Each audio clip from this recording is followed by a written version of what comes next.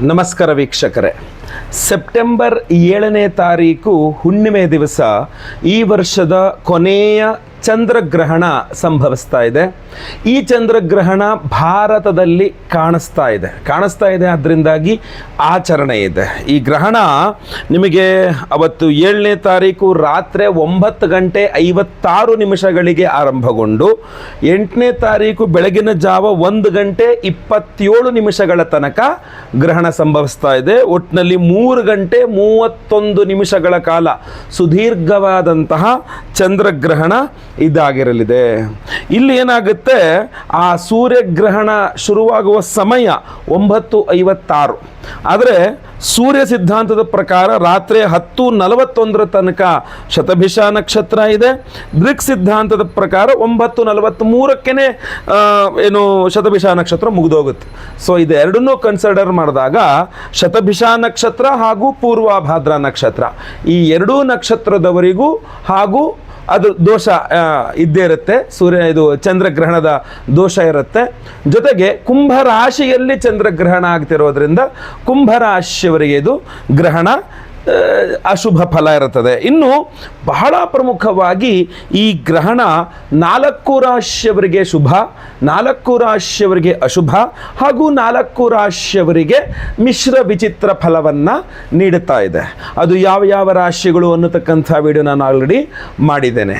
ಈಗ ಮೊದಲನೇದಾಗಿ ಮೇಷರಾಶಿಯವರಿಗೆ ಈ ಒಂದು ಸೆಪ್ಟೆಂಬರ್ 7ನೇ ತಾರೀಕಿನ ಈ ವರ್ಷದ ಕೊನೆಯ ಚಂದ್ರಗ್ರಹಣ ಮೇಷರಾಶಿಯವರಿಗೆ ಅವರ ರಾಶಿಯಿಂದ 11ನೇ ಮನೆ ಅಂದರೆ ಕುಂಭರಾಶಿಯಲ್ಲಿ ಗ್ರಹಣ ಆಗ್ತಾ ಇರೋದ್ರಿಂದಾಗಿ ಮೇಷರಾಶಿಯವರಿಗೆ ಈ ಒಂದು ಮಹಾಚಂದ್ರಗ್ರಹಣ ಶುಭ ಫಲವನ್ನು ನೀಡಲಿದೆ.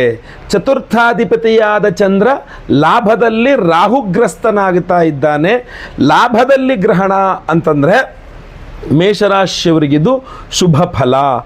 ಚಂದ್ರಗ್ರಹಣದ ಶುಭ ಫಲಗಳಲ್ಲಿ ಶುಭ ವಾರ್ತೆಗಳು, ಮನಸ್ಸಿಗೆ ನೆಮ್ಮದಿ, ಸಂತೋಷ, ಆನಂದ ಇದೆಲ್ಲವೂ ಸಹ ನಾವು ಅಪೇಕ್ಷಿಸಬಹುದು.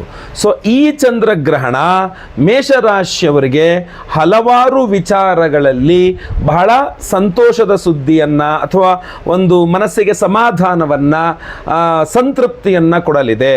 ಮೊದಲನೇದಾಗಿ ನೀವು ಮೇಷರಾಶಿಯವರಾಗಿದ್ದು ನಿಮಗೆ ನಿಮ್ಮ ತಾಯಿಯವರ ಆರೋಗ್ಯದ ಬಗ್ಗೆ ಏನಾದರೂ ಚಿಂತೆ ಇದ್ದರೆ ಈ ಒಂದು ಚಂದ್ರಗ್ರಹಣ ಮೇಷರಾಶಿಯವರ ತಾಯಿಯ ಆರೋಗ್ಯವನ್ನು ವೃದ್ಧಿ ಮಾಡಲಿದೆ, ಅಂದರೆ ಒಳ್ಳೆಯ ಆರೋಗ್ಯವನ್ನು ಕೊಡಲಿದೆ. ಫಾರ್ ಸಪೋಸ್ ಇಲ್ಲ ಅಂದರೆ ನೀವು ಚಂದ್ರಗ್ರಹಣದ ದಿವಸ ಚಂದ್ರಗ್ರಹಣ ಶಾಂತಿಯನ್ನು ಆಚರಣೆ ಮಾಡಿಕೊಂಡು ಪರಿಹಾರ ಮಾಡಿಕೊಂಡ್ರು ನಿಮ್ಮ ತಾಯಿಯವರ ಆರೋಗ್ಯ ವೃದ್ಧಿಯಾಗಲಿದೆ. ಅಷ್ಟೇ ಅಲ್ಲ, ನೀವು ಮೇಷರಾಶಿಯವರಾಗಿದ್ದು ನಿಮಗೆ ಹಾಗೂ ನಿಮ್ಮ ತಾಯಿಯವರಿಗೆ ಏನಾದರೂ ಸ್ವಲ್ಪ ಮನಸ್ತಾಪಗಳಿದ್ದರೂ ಸಹ ಅದೆಲ್ಲವೂ ಸಾಲ್ವ್ ಆಗಲಿದೆ. ತಾಯಿಯ ಪ್ರೀತಿ ಖಂಡಿತವಾಗಿ ನಿಮಗೆ ಸಿಗಲಿದೆ. ಜೊತೆಗೆ ಬಹಳಷ್ಟು ಕಡೆ ವಿವಾಹಿತ ಮೇಷರಾಶಿಯ ಸ್ತ್ರೀಯರಿಗೆ ತವರು ಮನೆಯ ವಿಚಾರ ಬಿಸಿ ತುಪ್ಪವಾಗಿಬಿಡುತ್ತೆ. ತವರು ಮನೆ ಜೊತೆಗೆ ಜಗಳ ಮನಸ್ತಾಪಗಳು ಅಥವಾ ತವರು ಮನೆಯೊಟ್ಟಿಗೆ ಏನೋ ಸ್ವಲ್ಪ ಭಿನ್ನಾಭಿಪ್ರಾಯಗಳು ಬರಬಹುದು. ಸೊ ಅದರಿಂದ ಈ ಒಂದು ಚಂದ್ರಗ್ರಹಣದಿಂದ ಆ ತರಹ ಏನೇ ನಿಮ್ಮ ಮೇಷರಾಶಿಯ ವಿವಾಹಿತ ಸ್ತ್ರೀಯರಿಗೆ ತವರು ಮನೆ ಸಂಬಂಧಿತ ಬೇಸರಗಳಿದ್ದರೆ ಅದು ಪರಿಹಾರವಾಗಿ ತವರು ಮನೆಯಿಂದ ಒಂದಿಷ್ಟು ಲಾಭವಾಗುವಂತಹ ಸಾಧ್ಯತೆ, ಬಹಳ ಕಾಲದಿಂದ ತವರು ಮನೆಗೆ ಹೋಗೇ ಇಲ್ಲ ಅಂದರೆ ಹೋಗಿ ಬರುವ ಸಾಧ್ಯತೆ, ಕನೆಕ್ಷನ್ನೇ ಕಟ್ಟಾಗೋಗಿದೆ ಅಂದರೆ ಮತ್ತೆ ಪುನಃ ಕನೆಕ್ಷನ್ನು ಸರಿ ಹೋಗುವಂತಹ ಸಾಧ್ಯತೆ, ಇದೆಲ್ಲದೂ ಸಹ ಮೇಷರಾಶಿಯವರಿಗೆ ತುಂಬ ಅನುಕೂಲವಾಗಲಿದೆ.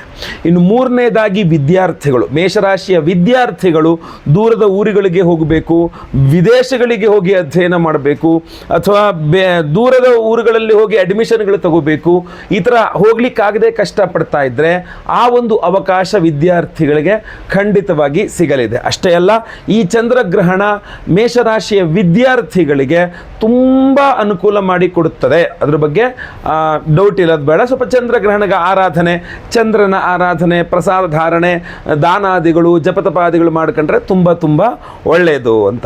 ಇನ್ನು ವ್ಯಾಪಾರ ಮಾಡ್ತಾ ಇರತಕ್ಕಂತಹ ಅದರಲ್ಲೂ ಮಾತು ಪ್ರಧಾನವಾಗಿ ಮಾತಾಡಿಕೊಂಡು ಬಿಸ್ನೆಸ್ ಮಾಡಬೇಕಪ್ಪ, ಮಾತೇ ಇಂಪಾರ್ಟೆಂಟ್ ನಮ್ಮ ಬಿಸ್ನೆಸ್ಸಲ್ಲಿ ಅನ್ನುವಂಥವ್ರಿಗೂ ಸಹ ಹೇಳಬಂತೆ. ಈ ಒಂದು ಚಂದ್ರಗ್ರಹಣ ಮೇಷರಾಶಿಯವರಾಗಿದ್ದರೆ ವ್ಯಾಪಾರ ವ್ಯವಹಾರಾದಿಗಳಲ್ಲಿ ತುಂಬ ಲಾಭ ಲಾಭವನ್ನು ಕೊಡಲಿದೆ.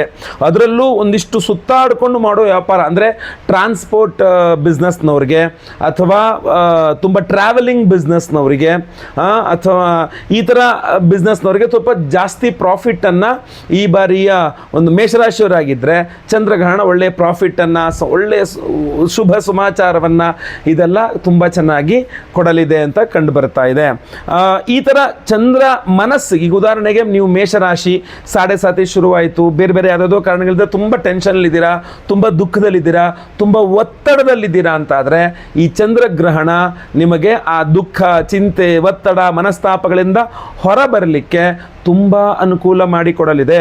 ಹಾಗೂ ಚಂದ್ರಗ್ರಹಣದ ಆಚರಣೆ ಅಂತಂದರೆ ನೀವೇನು ಮಾಡಬೇಕು, ಅವತ್ತಿನ ದಿವಸ ನೀವು ಸಶಕ್ತರು ಅಂದರೆ ತುಂಬ ಶರೀರದಲ್ಲಿ ಶಕ್ತಿ ಇದೆ ಅಂದರೆ ಆಹಾರಾದಿ ವಿಚಾರಗಳು ಹೇಳ್ತಾರೆ. ಅವತ್ತಿನ ದಿವಸ ನಿಮಗೆ ಮಧ್ಯಾಹ್ನ ಯಾಕೆಂದರೆ 12 ಗಂಟೆ ಅಷ್ಟಲ್ಲೇ ಆಹಾರಾದಿಗಳನ್ನ ಸೇವನೆ ಮಾಡಿ ಮುಗಿದು ಬಿಡಬೇಕು ಅಂತ ಹೇಳ್ತಾರೆ. ಅದರಿಂದ ಮೇಲೆ ಆಹಾರ ಸೇವನೆ ಮಾಡಬಾರ್ದು ಅಂತ. ಇನ್ನು ಸ್ವಲ್ಪ ಈ ಬಿ ಪಿ ಇದೆ, ಶುಗರ್ ಇದೆ, ಅನಾರೋಗ್ಯ ಅಥವಾ ನಿಶಕ್ತಿ ಇದೆ, ಆರೋಗ್ಯ ಬಾಧೆ ಇರತಕ್ಕಂಥ ಯಾವುದೇ ಮೇಷರಾಶಿಯವರಾಗಿದ್ದರೆ ನೀವು 3:30-4 ಗಂಟೆ ತನಕನೂ ಆಹಾರ ಸೇವನೆ ಮಾಡಬಹುದು. ಅದರ ನಂತರ ಆಹಾರ ಸೇವನೆ ಮಾಡಬಾರ್ದು ಅಂತ ಶಾಸ್ತ್ರ ಹೇಳ್ತದೆ. ಇನ್ನು ಸ್ನಾನಾದಿ ವಿಚಾರಗಳಲ್ಲಿ ಗ್ರಹಣದ ಆರಂಭ, ಮಧ್ಯ ಹಾಗೂ ಗ್ರಹಣಾಂತ್ಯ 9:56 ಸ್ನಾನ, ಮಧ್ಯರಾತ್ರಿ 11 ಗಂಟೆ 11:30 ಟೈಮಲ್ಲಿ ಇನ್ನೊಂದು ಸ್ನಾನ ಹಾಗೂ 1 ಗಂಟೆ 27 ಮತ್ತೊಂದು ಸ್ನಾನ, 3 ಸ್ನಾನಗಳು ಮಾಡ್ತಕ್ಕಂಥದ್ದು. ಆ ಒಂದು ಗ್ರಹಣದ ಸಮಯದಲ್ಲಿ ನಿಮಗೆ ವಿಶೇಷವಾದ ಮಂತ್ರ ಸ್ಕ್ರೀನ್ ಮೇಲೆ ತೋರಿಸ್ತಾನೆ. ಈ ಏನು ಮಂತ್ರ ಕಾಣ್ತಾ ಇದೆ, ಈ ಮಂತ್ರವನ್ನು ಪಠನೆ ಮಾಡ್ತಕ್ಕಂಥದ್ದು, ಜಪ ಮಾಡ್ತಕ್ಕಂಥದ್ದು. ಈ ಮಂತ್ರವನ್ನು ಒಂದು ಪೇಪರ್ನಲ್ಲಿ ಬರೆದು ನಿಮ್ಮಲ್ಲಿ ಗ್ರಹಣ ಸಮಯದಲ್ಲಿ ಇಟ್ಕೊಂಡು ಗ್ರಹಣ ಮುಗಿದ ನಂತರ ಮರುದಿನ ಬೆಳಗ್ಗೆ ಸ್ವಲ್ಪ ಅಕ್ಕಿ ಹಾಗೂ ಸ್ವಲ್ಪ ಉದ್ದಿನ ಬೇಳೆ ಅದನ್ನು ಚಂದ್ರಬಿಂಬದೊಂದಿಗೆ ದಾನ ಮಾಡ್ತಕ್ಕಂಥ, ಈ ಪೇಪರ್ ಕೂಡ ಬರೆದಿರೋ ಪೇಪರ್ ಚೀಟಿನೂ ಅದರಲ್ಲಿ ಇಟ್ಟು ದಾನ ಮಾಡ್ತಕ್ಕಂಥದ್ದು, ಇದೆಲ್ಲ ತುಂಬ ಅನುಕೂಲ ಮಾಡಿಕೊಡಲಿದೆ ಮೇಷರಾಶಿಯವರಿಗೆ. ಅಷ್ಟಲ್ಲದೆ ವಿಶೇಷ ಪರಿಹಾರ, ಯಾಕೆಂದರೆ ಗ್ರಹಣದ ಸಂದರ್ಭ ಅನ್ನುವಂಥದ್ದು ಬಹಳ ಅಪರೂಪದಲ್ಲಿ ಸಿಗ್ತಕ್ಕಂಥದ್ದು. ಗ್ರಹಣದ ದಿನ ಮಾಡುವ ಜಪ, ಗ್ರಹಣ ದಿನ ಮಾಡುವ ಸ್ನಾನ, ಗ್ರಹಣ ದಿನ ಮಾಡುವ ದಾನ ಇದೆಲ್ಲ 100 ಪಟ್ಟಷ್ಟು ಫಲ ಕೊಡ್ತದೆ ಅಂತ ಹೇಳ್ತಾರೆ. ಗ್ರಹಣದ ಸಮಯದಲ್ಲಿ ನಿಮ್ಮ ಬಚ್ಚಲ ಮನೆಯಲ್ಲಿ ನೀವು ಸ್ನಾನ ಮಾಡಿದ್ರು ಗಂಗಾ ನದಿಯಲ್ಲಿ ಸ್ನಾನ ಮಾಡಿದ ಪುಣ್ಯ ಬರ್ತದೆ ಅಂತ. ಸೊ ಅದರಿಂದ ಅಂತಹ ಗ್ರಹಣದ ಸಮಯದಲ್ಲಿಯೇ, ಅಂದರೆ ಗ್ರಹಣ ನಡೀತಾ ಇರಬೇಕಾದ್ರೇ ನಾವೇನಾದರೂ ಆ ಗ್ರಹಣ ಶಾಂತಿಯನ್ನು ಮಾಡಿದರೆ ಹಾಗೂ ವಿಶೇಷ ಪರಿಹಾರ ಬೇರೆ ಬೇರೆ ಹೋಮಗಳನ್ನು ಮಾಡಿಕೊಂಡ್ರೆ 10 ಪಟ್ಟು 100 ಹೋಮ 1000 ಹೋಮ ಮಾಡಿದಷ್ಟು ಪುಣ್ಯ ಅಂತ. ಸೊ ಆದ್ದರಿಂದ ಈ ಬಾರಿ ನಾವು ಆ 7ನೇ ತಾರೀಕು ಸೆಪ್ಟೆಂಬರ್ 7ನೇ ತಾರೀಕು ರಾತ್ರಿ 9 ಗಂಟೆ ಮೇಲೆ ನಾವು ಚಂದ್ರಗ್ರಹಣ ಶಾಂತಿ ಹೋಮವನ್ನು ಮಾಡ್ತಾ ಇದ್ದೇವೆ. ಗ್ರಹಣದ ಸಮಯದಲ್ಲಿಯೇ ಚಂದ್ರಗ್ರಹಣ ಶಾಂತಿ ಹೋಮವನ್ನು ಮಾಡ್ತಾ ಇದ್ದೇವೆ. ಹಾಗೂ ಗ್ರಹಣದ ದಿವಸವೇ ಸಾಯಂಕಾಲದಿಂದಲೇ ಇಲ್ಲಿ ನಮಗೆ ಊಟ ಇತ್ಯಾದಿಗಳ ಸಮಯ ಮುಕ್ತಾಯವಾಗ್ತದಲ್ಲ, ಅದರ ನಂತರದಲ್ಲಿಯೇ ನಮ್ದೇನು ಗ್ರಹಣದ ಪ್ರಭಾವ ಸ್ಟಾರ್ಟ್ ಆಗುತ್ತೆ, ಅವಾಗಿಂದಲೇ ನಾವು ಸಂಕಲ್ಪ ಸೇವೆಯು ಶುರು ಮಾಡ್ತೇವೆ. ಲೈವಲ್ಲಿ ಯಾರ್ಯಾರು ಚಂದ್ರಗ್ರಹಣ ಶಾಂತಿ ಹೋಮಕ್ಕೆ ನೀವು ಹೆಸರು ಕೊಡ್ತೀರೋ ನಿಮ್ದೆಲ್ಲ ನಾನೇ ಖುದ್ದು ಲೈವಲ್ಲಿ ಬಂದು ನಿಮ್ದೆಲ್ಲ ಹೆಸರು ಸಂಕಲ್ಪ ಮಾಡ್ತೇನೆ. ಲೈವಲ್ಲಿ ನಿಮ್ಮ ಹೆಸರು ಸಂಕಲ್ಪ ಆಗೋದು ನೀವು ನೋಡ್ಕೊಳ್ಬಹುದು. ಹಾಗೂ ಚಂದ್ರಗ್ರಹಣದ ದಿನ ಚಂದ್ರಗ್ರಹಣದ ಸಮಯದಲ್ಲಿಯೇ ಚಂದ್ರಗ್ರಹಣ ಶಾಂತಿ ಹೋಮವನ್ನು ಮಾಡಿ, ವಿಶೇಷವಾಗಿ ಈ ಚಂದ್ರಗ್ರಹಣದ ಉಪರತ್ನವಾದಂತಹ ಶ್ವೇತಾರ್ಕ ರತ್ನಗಳ ಒಂದು ಬ್ರೇಸ್ಲೆಟ್ ಅನ್ನ ಆ ಗ್ರಹಣದ ಇದರಲ್ಲಿ ಎನರ್ಜೈಸ್ ಮಾಡಿ ಕೊಡ್ತೇವೆ. ನೀವೆಲ್ಲರೂ ಸಹ ಧಾರಣೆ ಮಾಡಿಕೊಳ್ಳಬಹುದಾಗಿರ್ತದೆ.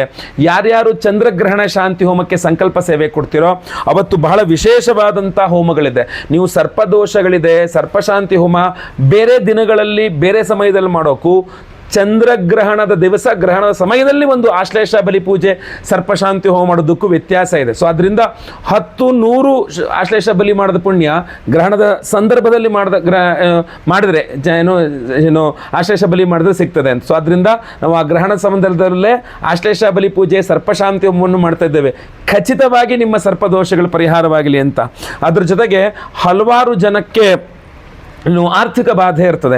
ಸೊ ಆರ್ಥಿಕ ಬಾಧೆಗೆ ಪರಿಹಾರವಾಗಿ, ಅಂದರೆ ದುಡ್ಡಿನ ಸಮಸ್ಯೆ, ಸಾಲದ ಸಮಸ್ಯೆ, ಬೇರೆ ಬೇರೆ ಬಡತನ ಅಥವಾ ದುಡ್ಡು ಕೈಲಿ ನಿಲ್ತಾ ಇಲ್ಲ, ದುಡ್ಡಿನ ಚಿಂತನೆ ತುಂಬ ಹಾಕ್ಕೊಂಡಿದೆ ಅಂತ ಆದರೆ ನೋಡಿ, ಬೇರೆ ಟೈಮ್ನಲ್ಲಿ ನೀವು ಲಕ್ಷ್ಮೀ ಪೂಜೆ ಮಾಡೋದಕ್ಕೂ ಚಂದ್ರಗ್ರಹಣದ ದಿವಸ ಚಂದ್ರಗ್ರಹಣದ ಸಮಯದಲ್ಲಿ ಲಕ್ಷ್ಮೀ ಪೂಜೆ ಮಾಡೋದಕ್ಕೂ ವ್ಯತ್ಯಾಸ ಇದೆ. ಸೊ ನಾವು ಚಂದ್ರಗ್ರಹಣ ದಿವಸ ಸೌಭಾಗ್ಯ ಲಕ್ಷ್ಮೀ ಹೋಮವನ್ನು ಮಾಡ್ತಾ ಇದ್ದೇವೆ. ಚಂದ್ರಗ್ರಹಣ ಶಾಂತಿ ಹೋಮ, ಆಶ್ಲೇಷ ಬಲಿ ಪೂಜೆ, ಸರ್ಪಶಾಂತಿ ಹೋಮ ಜೊತೆಗೆ ಸೌಭಾಗ್ಯ ಲಕ್ಷ್ಮೀ ಹೋಮ ಅಷ್ಟೇ ಅಲ್ಲ, ಒಬ್ಬೊಬ್ಬ ವ್ಯಕ್ತಿರದು ಒಂದೊಂದು ಬೇರೆ ಬೇರೆ ಆಸೆಗಳಿರುತ್ತೆ. ಈಗ ಒಬ್ಬರಿಗೆ ಭೂಮಿ ಬೇಕು, ಒಬ್ಬರಿಗೆ ಮನೆ ಬೇಕು, ಒಬ್ಬರಿಗೆ ಸಾಲ ಬೇಕು, ಒಬ್ಬರಿಗೆ ಉದ್ಯೋಗ ಬೇಕು, ಒಬ್ಬರಿಗೆ ಪ್ರಮೋಷನ್ ಬೇಕು, ಒಬ್ಬರಿಗೆ ಟ್ರಾನ್ಸ್ಫರ್ ಬೇಕು, ಒಬ್ಬರಿಗೆ ಮದುವೆ ಬೇಕು, ಒಬ್ಬೊಬ್ಬರಿಗೆ ಒಂದೊಂದು ಬೇಕಾಗ್ತದೆ. ಸೊ ಎಲ್ಲರ ಸಂಕಲ್ಪವನ್ನು ನೆರವೇರಿಸುವ ಒಂದೇ ಒಂದು ದೇವರು ಯಾರು ಗೊತ್ತಾ? ಚಿಂತಾಮಣಿ ಗಣಪತಿ. ನೀವು ಏನು ಚಿಂತನೆ ಮಾಡಿದ್ರೆ, ಏನು ಸಂಕಲ್ಪ ಮಾಡಿದ್ರೆ ಅದನ್ನು ಕೊಡ್ತಾನೆ. ಆ ಚಿಂತಾಮಣಿ ಗಣಪತಿ ಮಂತ್ರದಲ್ಲಿ ನಾವು ವಿಶೇಷವಾಗಿ ಹೋಮವನ್ನು ಮಾಡ್ತಾ ಇದ್ದೇವೆ. ಚಿಂತಾಮಣಿ ಗಣಪತಿ ಹೋಮವನ್ನು ಮಾಡ್ತಾ ಇದ್ದೇವೆ. ಯಾಕೆ ಅಂತಂದ್ರೆ ಒಬ್ಬೊಬ್ರಿಗೆ ಒಂದೊಂದು ಆಸೆ ಇರುತ್ತಲ್ಲ.